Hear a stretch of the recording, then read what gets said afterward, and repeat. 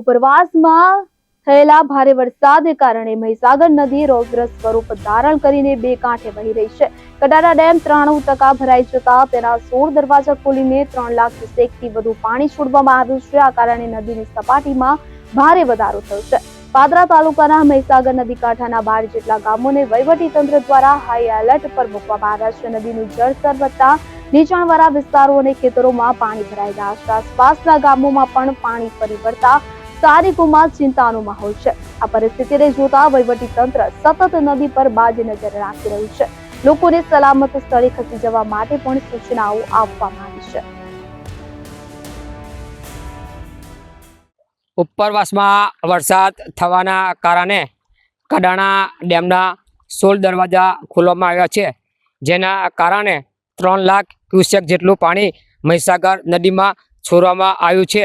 જેના કારણે પાદરા તાલુકાના 12 ગામોને એલર્ટ કરવામાં આવ્યા છે। જંબુસર તાલુકાના નહાળ ગામથી 2.5 કિલોમીટરના અંતર આવેલ મહીસાગર નદીના તે પણ બે કાંઠે વહી રહી છે, જેના આપણે સીધા દ્રશ્યો જોઈ રહ્યા છીએ।